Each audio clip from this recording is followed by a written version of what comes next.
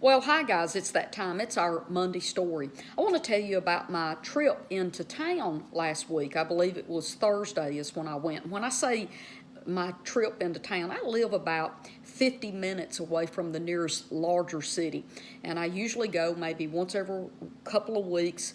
I'll go to Sam's Club and or Costco because I pick up a lot of fresh vegetables and fruits and different vegan type foods. And I generally go to Costco because they carry such a huge variety of plant based foods and a better variety, should I say, also of organic fruits and vegetables than necessarily that Sam's Club does right now. Hopefully, they'll start carrying more at Sam's Club. So, anyway, I go to town to do that, and I went into a parking lot and I parked. And as I was getting ready to park, I noticed this car sitting there, and the door was open on it, just, not all the way open like someone was getting out, but it was propped open maybe a couple of feet wide. And as I walked by, I noticed someone sitting in the car. It was a young man, I'm guessing between the age of, say, 25 years old to maybe 27, 28. He was under 30 years old, no doubt. But I went into the store. This was not at Costco, by the way. I had another errand to do. But when I came back out of that store, it's just a real quick in and out. He's still sitting there, right? And as I walked past him, he kind of looked a little bit like up, but didn't make eye contact with me very well at all. He just noticed that someone was walking by.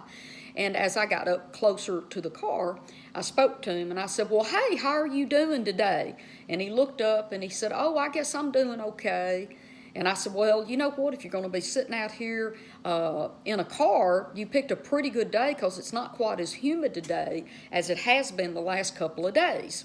And he said, "Yes, it is hot," because he had his shirt off, right? And he said, "Well, it is a little bit hot, but it's not too bad." And I said, "Well, I tell you what, I've got some water in my car. I can sure give you a bottle of water. Or would you like a bottle of water?" And he said, "No, ma'am, I'm okay." And I said, "Are you sure? Because I got plenty of water, and I don't want you to get too hot sitting here." And he said, "Well, okay, I guess I could take a bottle of water." And I walked over to my car, which was just a parking space over from that vehicle, and got him a bottle of water and handed it to him. And I said, "Here you go."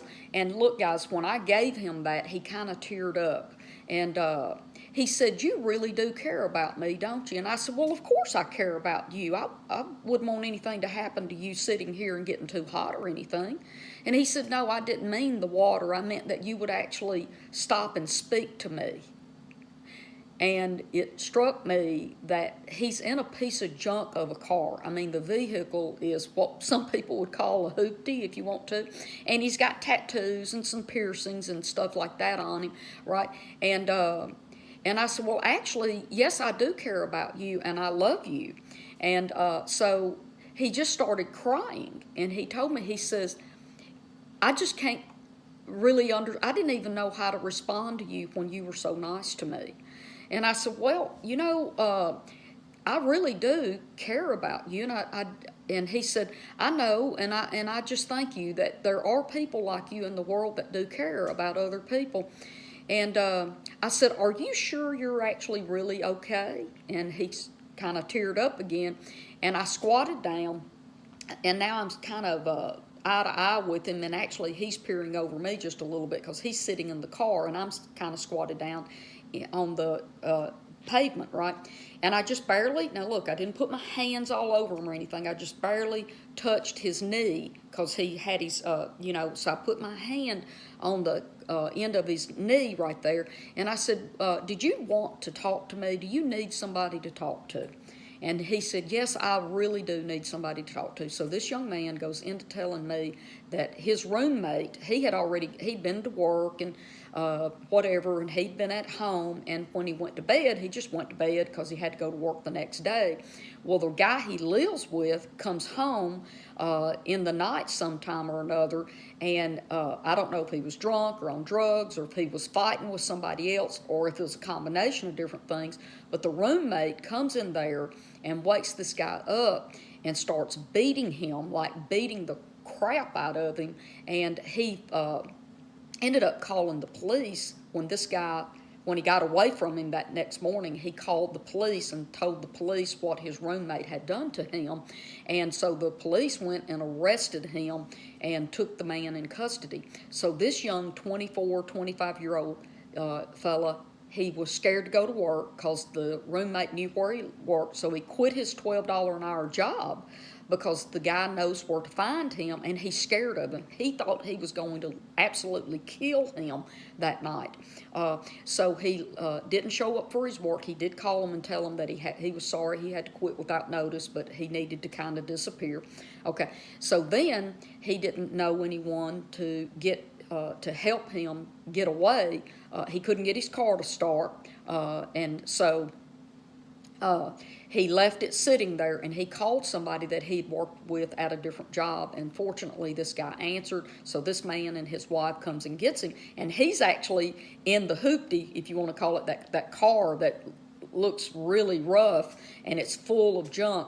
That was the couple's car, and they had gone into a store to pawn some stuff off or to sell some things so that they could get some money. But anyway, so he tells me this horrible story, and he's like, I'm homeless. I didn't even get any of my clothes. I don't have hardly any. I ain't got any money because it's payday tomorrow, but I'm broke. I don't have a car. I don't have any of my clothes, and I don't really even know this couple that well. I just had this guy's phone number. So he's telling me all these things, and I told him, I said, well, and then he starts telling me that his mother, who lives about an hour or so out of town in a nearby city out of Memphis, that he could go to her house to live and stay, but she would not be home for 3 days. He said, and I have no idea what I'm going to do for 3 more days.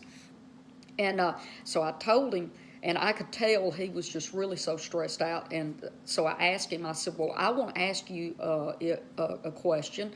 And he said, okay. I said, and I know with the virus going around and people scared of each other, but I want to ask you, is it okay if I hug you, if I just give you a hug, and if you say no, I'm not going to be upset with you, but you really need somebody to hug you, I think. And he started crying again. He says, I would love it if somebody would just hug me.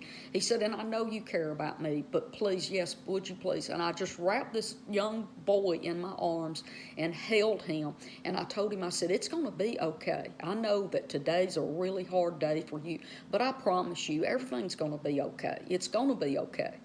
And I let him go, and of course he's sitting there. He's like, I'm just still, I don't even know how someone like you would be so kind to me, and which kind of hurts my feelings because he sees himself far below being worthy of another human being to love him because he knows he's living a little bit rougher lifestyle than a lot of people. He's got tattoos and piercings, and he's smoking while he has a pack of cigarettes laying there, so I know he smokes, and I'm sure he parties or whatever. But you know what?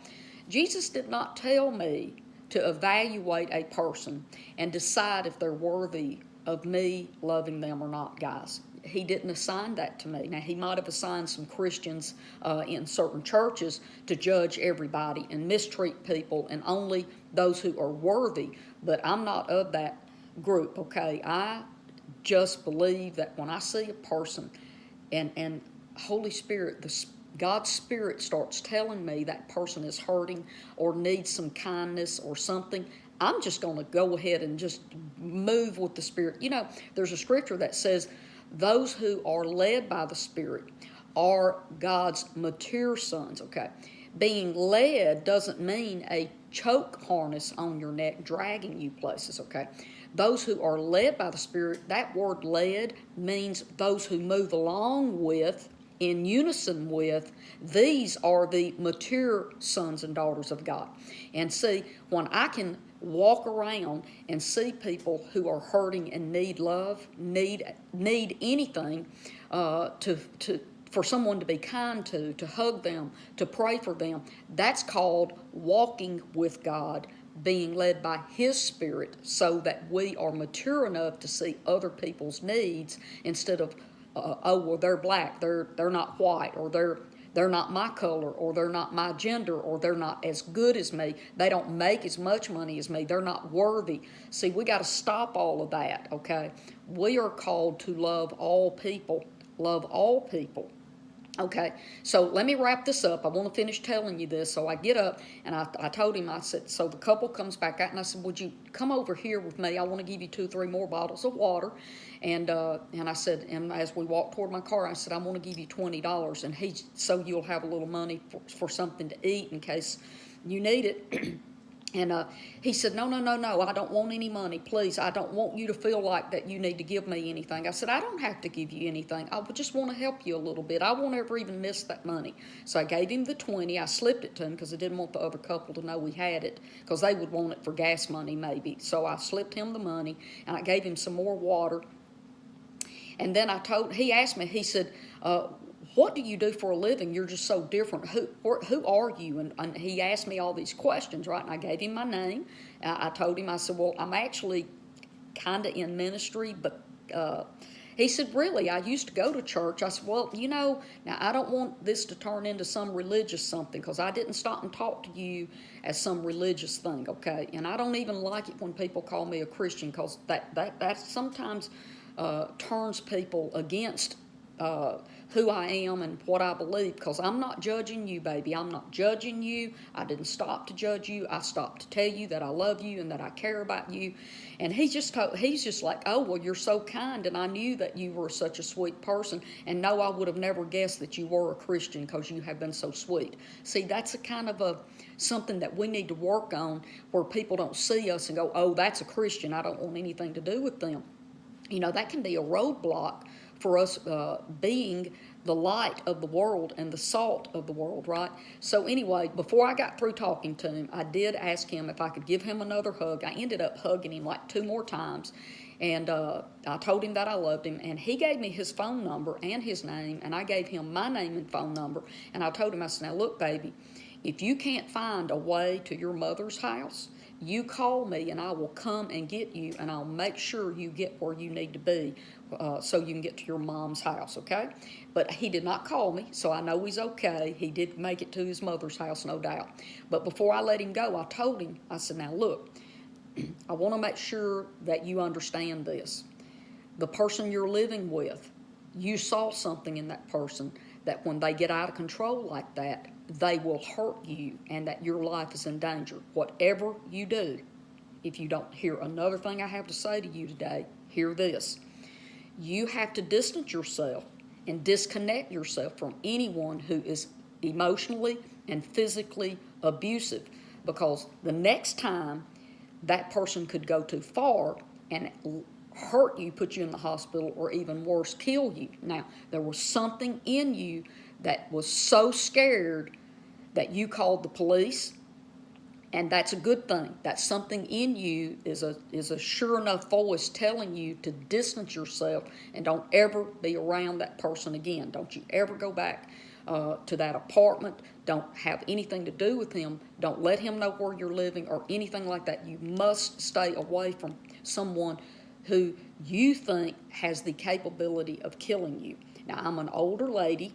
I'm old enough to be your mother, and I'm telling you that you need to never, ever, ever, not just this one person, but any person that wants to physically or emotionally abuse you, you must disconnect yourself with that person for your own safety, your own emotional safety and your physical safety. But anyway, listen, I'll call it a wrap-up. I didn't put in every single thing because I was with that young man for probably 30 minutes.